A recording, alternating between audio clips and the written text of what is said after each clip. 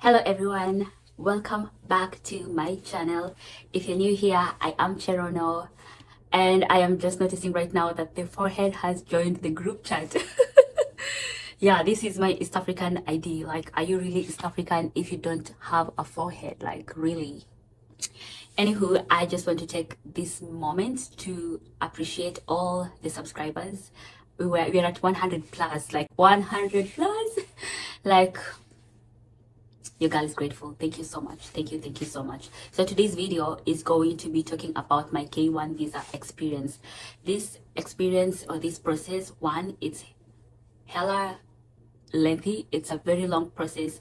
It will get to you. It's a long process. It's an expensive process.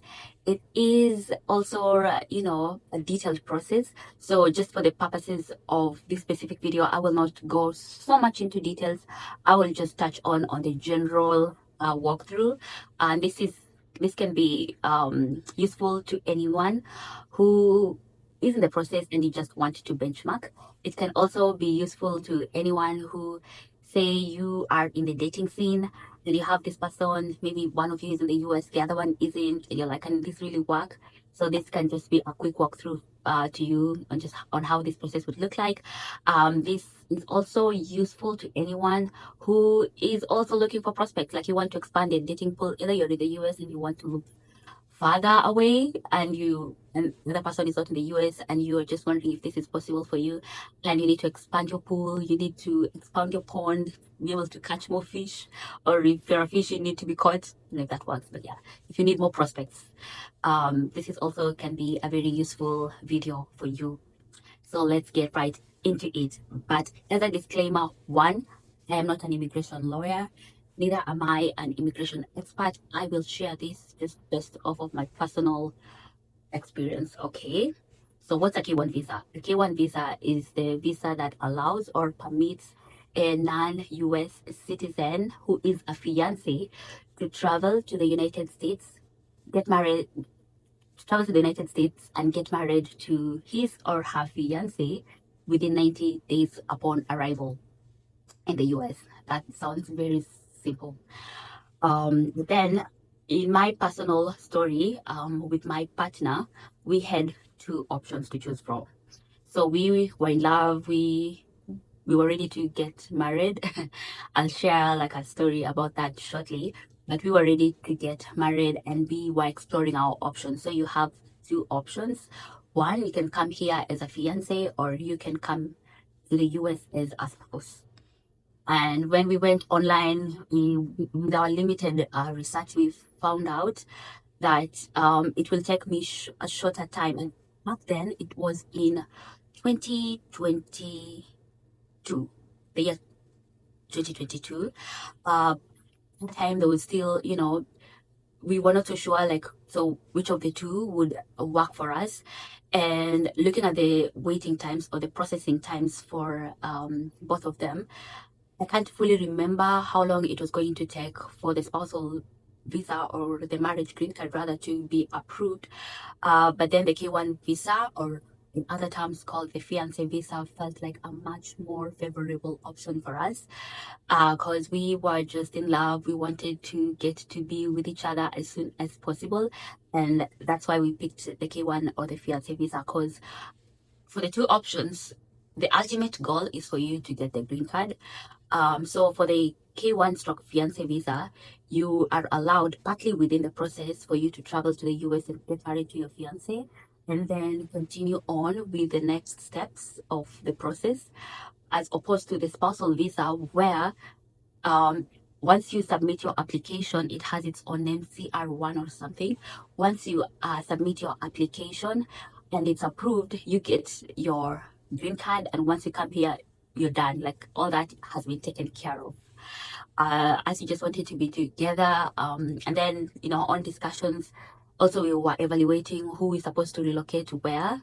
My partner, just looking at our own, like, future plans, he was earning way more than I was, so it just made sense if I was the one who had to, like, stop my professional life and be able to be with him. And he could not like just leave his job and be guaranteed employment in Kenya. Anyway, in our own discussions, it just made sense for us to live together in the United States.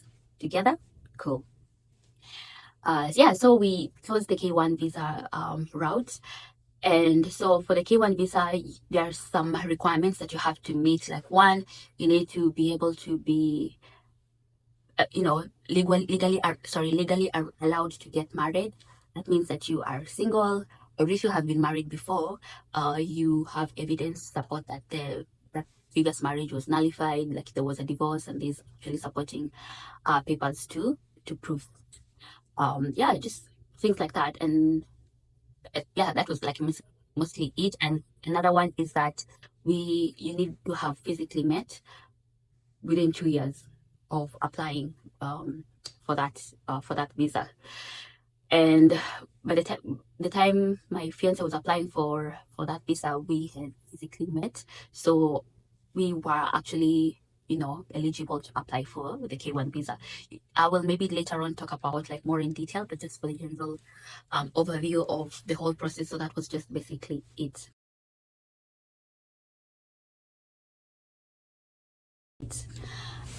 And so just as like one of the few things that I can say, just comparing the K1 visa and the spousal visa, in addition to us like meeting and being together sooner, by default our relationship ended up being a long distance relationship. For me, that was a plus because it continued to give me like more opportunity to get to know him better. What do I mean? Like for a long distance relationship to work, you have to be constantly communicating. Like if there's no communication, then that relationship will, I think I can confidently say it will not work. But then we we were constantly communicating, either texting, and we used to call each other every single day. We used to have like date nights. Later, maybe we can have a session where we can talk about like how we did a long distance relationship. But yeah, there's constant communication, and there, when all you have is conversations to keep you going, you get to talk about everything and anything. And we were able to understand each other on a much deeper level, intellectually, emotionally, and that really did work well for us. So that for me, that was a plus. And so remember, from the definition, you have to get married. Once your visa is approved, you come to the US and you have to get married within 90 days.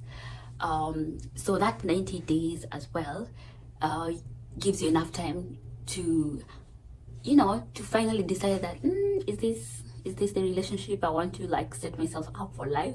Because you can change your mind, like once, just because you're a fiance, just because you're engaged, doesn't mean that you are married. And having that 90 days window, it gives you an opportunity to see him in his environment.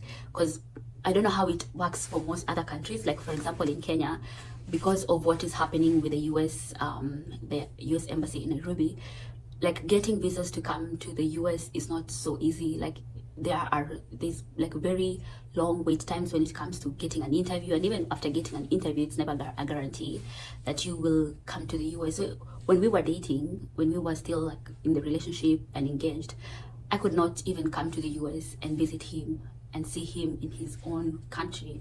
So having the 90 days window gave me an opportunity to actually come and see him and see his house, see his environment, and eventually have more information to work with before I can walk down the aisle or go to the courts and say I do.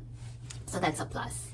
Another plus for me is that now once I am here, married, it comes off from a disadvantage. One, I can't legally work. I need to get a temporary work permit. Excuse me. So in the meantime, I am just like a stay-home, not like I am a full-on stay-home wife. And I think this period, I think it takes about 7 months for 6 to 7 months for my work permit to come out. But I am using this time to like adjust. Relocating is not so easy, and I don't think it would be fair to just come to a new country and then you're immediately scrambling to find employment. I am blessed and privileged to have a partner who can just allow me to just stay, but yeah, to stay home, not allow me, but it's like there's nothing we can do. But at the same time, like we have the privilege, or I have the privilege of just staying back at home, acclimatized to the new environment, just adjust myself to the new culture, the new weather, the new systems, because it's a complete like 360, not this like a complete 360 in terms of how systems work here, in terms of traffic, even the roads, even the drivers. Like there's so many small details that you need to get to sit and just adjust and be like, hey, so this is my new place, this is my new country. And so that's what I'm doing this month. Other things that I'm doing like this month is just like researching, because it's hard to sort of equate what I was doing and be able to quickly translate into the job markets here in the US. I believe like as much as like we have like similar things like project management or all the things that we're doing, as much as I was doing this at home in Kenya, doesn't mean that I can just quickly, maybe I'm just self-sabotaging, but I'm just trying to be realistic. I cannot just immediately come to the job market and apply for a similar, senior position, if be for like similar to what I was doing in Kenya. Like I have to sort of understand the job markets, job trends, and what else I can do. And even maybe if there are other passions or other ambitions that I had that I was not really pursuing, like I'm using this time to just do more research and find out what exactly or what field I can immerse myself into, like now that I'm in a different system. So that is like some of the few pros.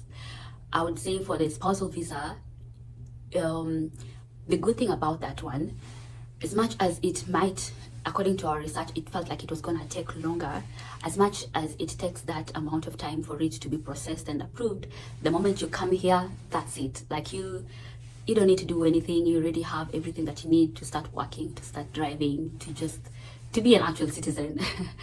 And that can be a plus for some other people. I think another plus for that is when it comes to getting married, like the wedding day, you get to have your families be there with you, like since it's happening in your home ground, your extended family. We know how Africans, we like to celebrate like weddings and koitos. Koito is a traditional wedding for the Kalenjins. Like it's usually colorful and there's so much richness and there's so much music and dancing. It's very beautiful, and you can do that. Or even if it's a white wedding, you get to have all your family members attend, or whomever you choose to be there, they will be there. As opposed to the K1 visa, once you're here, you have 90 days, and that's when, if your family members don't have visas ready, like they might not be there physically, and that might be something that is not okay with everyone. So what I can say, even time right now, this is 2024, I believe so much has changed in terms of timelines, in terms of the pricing or the expenses. So do your research with your partner and your family. Look at your situation and decide what works for you. But for us, we chose the K1 visa route, the Fiancé visa route, and here I am. So let's go right into it. So my fiancé and I met I said 2022. I hope I'm actually using the right timelines. So we met in February 2022. He came to Kenya. We knew each other online. We became officially boyfriend and girlfriend, and he came to Kenya 2 months later. He was there in April, and I remember when he came to Kenya, first of all, he had never been to Africa, and then he was here bringing himself all the way to a place he had never been before. And on my side, I am going to receive someone I just met online. And that time you're like, wow, I don't know how this is gonna go. Like we have had of so many stories online, or things can go south real quick when it comes to like doing things online and having them interact with you. Like just, you know what I mean? Like online and in person, like it can go wrong. So I remember going to receive him at the airport with my sister and her husband. I was just like, you guys, yeah, they were there to make sure that, they're telling him, yes, we're watching him. And for them to just be that extra layer of surveillance on me, or just to be able to see cues that I might miss out on, you can never be too careful. So they came with me and they saw him, we received him. And that's when you're even seeing this person like in person, and you're like, okay, so this is him, and she's like, this is she. And I remember just seeing him, and I was so excited, and we went and we hugged for quite a bit. And then when he was ready to go, we like got into the car. So my sister and the husband were just like collecting details. Like we was just like updating them on every step we were taking, every place we were going. Like, yeah, they were just there to stay ready in case anything goes wrong. But luckily, I would like to say that I feel so blessed that he was the person he was actually representing himself to be online, and he thought the same of me, otherwise I would not be here. But yeah, so during our first interactions, we just immediately knew that, wow, this is a very special interaction, and we were quite lucky, and we were happy with what we were seeing on the ground. And yeah, we spent a good amount of time together. So we were just like cooking, cleaning, visiting places. I remember taking him around Nairobi. There's so many things you can see in Nairobi, like the Nairobi National Park, all those things, the elephant, it's called a what? David Sheldricks, so many places. Anyway, if you're a tourist, Nairobi, Kenya, or Kenya in general, like there's so many places to go to. Even we went to Masai Mara, we went to Diani, like we had a good itinerary for that visit. And I remember before, it's not even I remember now, this is an important information in the story. Before he traveled, when we decided to wind up his visit with a stay at the coast in Diani. Diani has always been my favorite vacation spot. Every time, I just, my heart is in Diani. And when we were planning our itinerary, we were like, so as a way to relax and unwind from the safaris and all those trips, let's just have our last final stay in Diani and just enjoy the beach and enjoy just the relaxing, calm, slow life. And before he traveled, so this was just the last days. I remember we went to this place, this resort. It's called the Baobab. I can give a whole proposal story, but thing is that he proposed. This is us. We had known each other for like 2 months and a couple of weeks, and so that was him proposing, and I said yes, like us crazy people. Yep, we were crazy. But I think what I can tell someone meeting people online, be very careful, be extremely careful. Like, you can never be too careful. There's so many creeps out there. Number one, never compromise on your values. If that person is not for you, they are not for you. Ask all the questions that you need to ask. I remember I was watching this YouTuber, I think she's called Fumi Desalu. She like was giving girls tips on questions to ask on dates, and I randomly watched her video, and I was able to get a few tips on what to ask on dates. Ask them about like how much they're earning, if they have any dates, like all those things. Go to all those details, like how much dates they have, even diseases, and when it comes to health, talk about it in detail. Do you have any, like, talk about like any conditions anyone has. Later on, need be, go to the hospital, do tests. Just be very careful and take care of yourself, because there's only one you in the universe. Okay. Yeah, so yeah, be very careful, extra cautious. The extra creeps, extra weirdos in the internet, and so many people have actually lost their lives. They found themselves in compromising situations because of that. So be very vigilant and careful. I think I've insisted enough. We can proceed. That was April now. When he returned to the US in May 2022, he submitted the I-129F. That's the first form you submit to the USCIS. So in this process is where like you're providing both your information. So he's providing all his information, and my information is like petitioning. So it's like he's petitioning for me actually to be able to be allowed to come to the US as his fiance. And in this process, you are justifying or telling them that this is a real relationship, because I know people can pull so many things for the purposes of or trying to be allowed to travel, but excuse me. So it's just like showing them that this is a bona fide relationship, and we are a real couple who are intending to get married. So what comes to that, you will provide all your communication, like all the communication that you have done on WhatsApp, on email, on Facebook, any social media, all your communication trail, you print them and you attach. Since you've met in person, you attach all your photos, all the pictures. And I think good thing with us when he was in Kenya, we were just taking so many pictures together. We were just taking pictures of this place, of that place, anything that would just show that he was in Kenya and we were together and we were having a great time. And this is a real relationship. We had enough photos to do that. He even met my family in Nairobi, and so that was also, he has also met my family, and he was able to prove that in the pictures that he sent or he shared. Yeah, so you just provide everything that will prove. And one of the requirements also that I forgot to mention that will make also him eligible to apply or petition for me is that he needs to be able to show that he has the resources, the financial resources to look after me should I be allowed to come, because like I said, right now I'm not allowed to work. So in this time I should be able to not lack anything.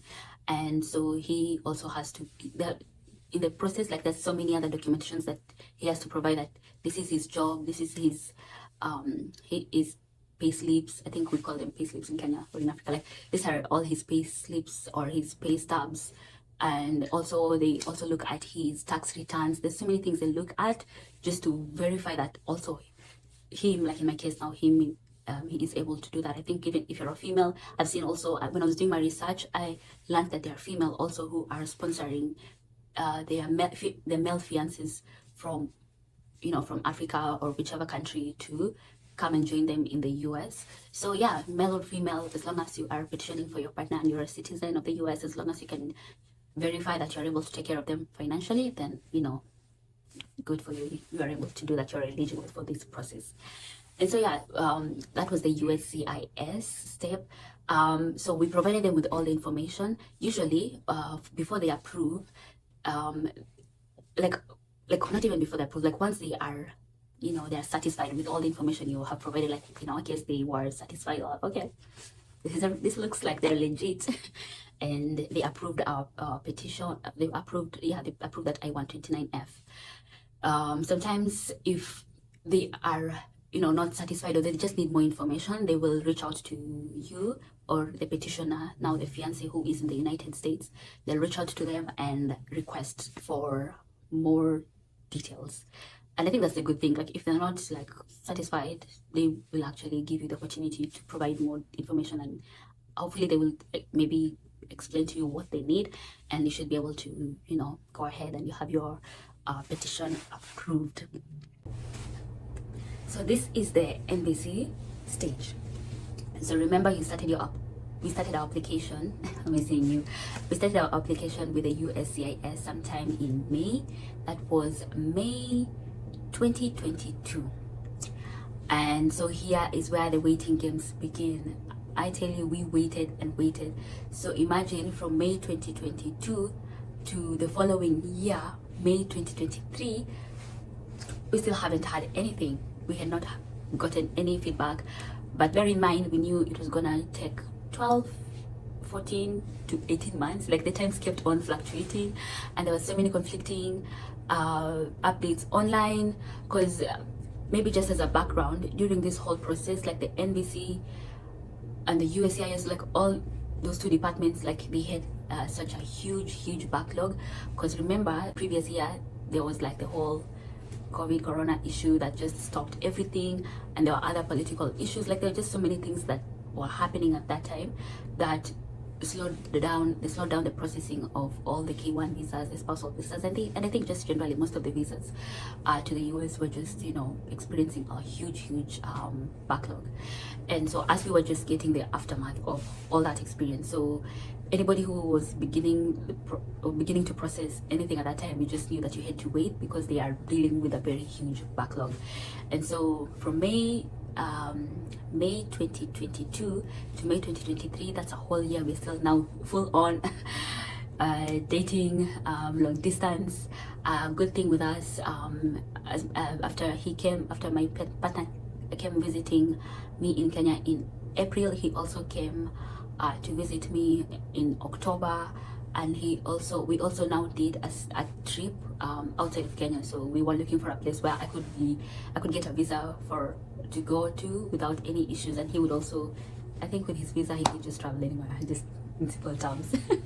Yeah, so we agreed because we were like, let's go to this place where we can just enjoy ourselves. And then we went to Seychelles, and it was just a very good it was a magical trip. I think up to now we are claiming how that was just like our honeymoon. I don't think you can top going to Mahi or to going to Seychelles, because that is just a tropical place that the water is unbelievable, the scenes are unbelievable. That can be a discussion for another day, but at least you can see we were able to at least meet 3 times, and I would say that's coming from a very privileged opportunity. I thank God. But I don't think you have to do all that, and it's very expensive. Like going out to travel, you don't have to do that. Like, it's, yeah, if you are able to do that, well and good. That was me. We met, everybody went back to their country. Came back to Kenya, went back to Kenya, he came back to the US, and we continued on with the waiting game. And so one time, now this was around August 10th, now this is 2023, August 10th, like 1 year has passed, now we're in August. We get an update from the NVC that our application has, we have a case number. That's the thing we were waiting for. Once it's approved by the NVC, it's approved, you're able to get like a case number that is useful when it comes to checking up on the progress of your application, or if you have any follow-ups. Like if you don't have a case number, it feels like, are they still looking at my papers? Like getting a case number is a confirmation that, woof, now we are in the system, we are locked, we are inside. And so that was August, let's keep track, that was August 10th. So the NVC basically, I think it's just like they're processing your application, and once everything is ready, they are able now to forward it. Once it passes the NVC, it now goes to your home country now for the person who is a non-US citizen. That in my case, it was going back to Kenya. And during all this time, you can notice that everything was just being processed in the US. And once that is done, and they're able to forward your papers or your petition to the US embassy, now it's like they're handing it over now to other people to now also do their own checks and balances.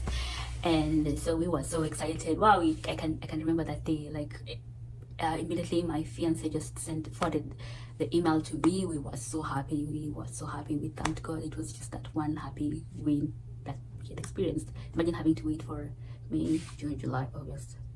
That's like 1 year, 3 months for you to get like at least one valid confirmation. And then after August, so once the NBC had processed our application, they now forwarded it to the US embassy in Nairobi. And I remember it was like a month later, sometime in September, I think September 6th. See, almost like it's almost a month later, we got an email, not even me, my fiance then got an email from the US embassy in Nairobi, informing him or informing us that they have received my petition from the National Visa Center and they are now beginning to process this. I tell you, we were so happy. We were like, that's like a miracle. That's a testimony in itself. I remember, like, those are just the small wins that I will never get over for a long time. And then, so once it was now being processed, once we were officially notified, and like I said, all these things, they give you a notification and they tell you, hey, we are now, this department has received it and we have forwarded, or they give you all those notifications so that at least you know what's happening. I think there's just a very big silence before you get your case number. Like when it's at the USCIS, that's where you're like in the dark and you don't know what is happening. But yeah, so once it was now forwarded to the US embassy in Nairobi, so good thing again, once they do that, they also shared with us like instructions. Don't worry, I'll do a whole video later on how this goes, but all these emails and notifications, they give you instructions and they tell you, so this is what you do, these are the instructions that you need to do, these are the instructions you need to do. And I think once we got the notification from the US embassy that they're processing my papers, they also listed instructions on what I needed to do. Like now it gave me like directions on you need to now start preparing for, make sure you have your certificate of good conduct. I think some people call it police certificate. You need to make sure that you go and do your medical checkup, medicals. and they give you the organization. You can't go and do it with your own doctor. They give you a place or a prescribed organization that they that performs all tests for people migrating or immigrating to the US. So make sure you have like the passport photos. I have a valid passport. I have like just all those things. I'll share the details later. But yeah, so it gave me all those directions. So that's what we started doing, like getting ready, making sure that all my documentations are in order. And so I think here's where there was another tricky part, because I needed to schedule an appointment with the IOM. In Nairobi, they call it the IOM. It's the organization that has been granted the permit to run these tests. And for you to do that, you need to schedule like an appointment. That's what I was looking for. You need to schedule an appointment with the IOM. But before that, there are other things that you need to do. Like I'll talk about like the DS-160. Don't worry, I got you. I'm just doing a whole quick thing. And the other things, other instructions were coming from like the NVC and all those other organizations, like guiding us on what to do. But because those are online things, they're almost given. I'm just sharing this for the purposes of somebody who wants to see how it goes. But yeah, so getting again the appointment was also an issue, because for some reason everybody was also traveling. And that IOM, it is also like catering for other countries like Australia, Canada, just other countries that, you know, international countries that need this test checkup, medicals to be performed. And so they also have their huge backlog to attend to. So I had an issue like getting an appointment date for the medicals. And then one other step that I needed to do was to also schedule an appointment. So for the Kenyan people, and I think also for the Ugandans, I'm not so sure, let me not mislead you, as we are not invited by the embassy for an interview, according to my experience. I don't know if things have changed, but there's like a link where they ask you to create your online profile, and then you'll create your own profile, and then there you'll have a calendar with available dates for an interview, and from there you'll pick the most available dates. And at that time it was around September. Like all the dates had been taken all the way through up to 2024. I think it was sometime this year, I can't remember when. So we knew I wasn't even going to travel until sometime in 2024, because dates were not opening up. So even with the medicals place not having a slot for me was like even okay, because I'm not even going to get an available date for me to go for an interview. Then one miraculous day, I just go into the portal and I check for available dates, and it was like a week. I think it had like a week to go for the interview. I remember calling my partner and telling me, hey, it's this soon. It's gonna be like this Friday. Should I lock that date? He was like, go ahead and lock it right now. I did that before somebody did. I know you're looking at, you have to lock it and then pay for the interview, for the embassy interview. It costs some money, yeah, but yeah, you pay, and once everything is locked, you're now, I have a date scheduled. And once I got that confirmation, I was able to email the medical place, the IOM, and tell them, hey, I have and you need to like expedite my appointment date, because now I have an interview date slotted. I'm not just like asking for the sake, but my interview date on this date, and I showed them that, hey, this is when I'm going to sit for my interview. And they were able to get back to me immediately. Like, if they're not getting back to me, I remember calling them, hey, I've sent an email, my interview is on this date, please just give me a date. And you know, it needs to be like about 3 days. Like you need to have enough time for the results to come out, because I think it takes about 3 days for all the results to be out. So they can't like schedule you just a day prior or 2 days before. You need to give them enough time for the test to be ready. They were very cooperative. They responded back to me. I think at this point I feel like I was just operating on favor and God's grace and his mercies and his protection, and he was just like clearing the way. I was like, God is like, come here, now it's time for things to happen. And everybody was just cooperating. And I went for the medicals, which is also, you'll have to break the bank. It's not cheap. And you're told that you have to vaccinate for this. Like if you don't vaccinate for this, I'll share all the details and the amount and all that I managed to spend at that medicals place. But yeah, so I did my medicals, then I started preparing for my my interview, and then I think it was like a Friday or a Thursday is when I went for my interview. And on that interview, just after it's done, you're told approved or denied. I was not ready for a denied, because yeah, once it's denied, research online is that you can actually appeal. But you know, that's something I was not. It can be really stressful. Imagine having to wait for a year plus 4 months later for it to actually happen, and then having to wait. We were just praying. I remember we prayed. My fiance, then that night he did not sleep. Like, he was just awake. He was just anything. And I remember that day, when you go to the embassy, I'll give you more details. So you're not allowed to go there with your phone. You leave all your gadgets outside. And so everybody was trying to get a hold of me, and I could not get in touch with them. And you know, you can imagine the worst.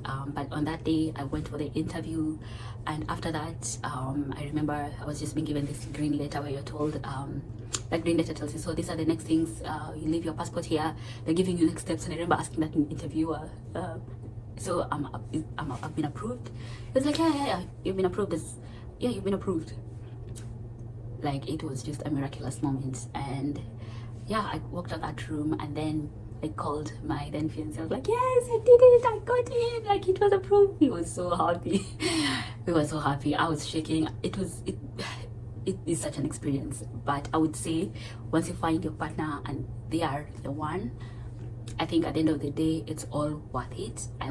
It's worth it. I would not recommend long distance. I would not recommend some of these things, but there are people who are actually willing and able to do this. So if you're that type of person, it's actually possible. And all the best to anyone who is waiting for this process. And I will share timelines, more details, maybe receipts and all that, just to show you how mine looked like. But all the best to everyone who is waiting for their feedback. You got this, and you will get it. Okay, thank you.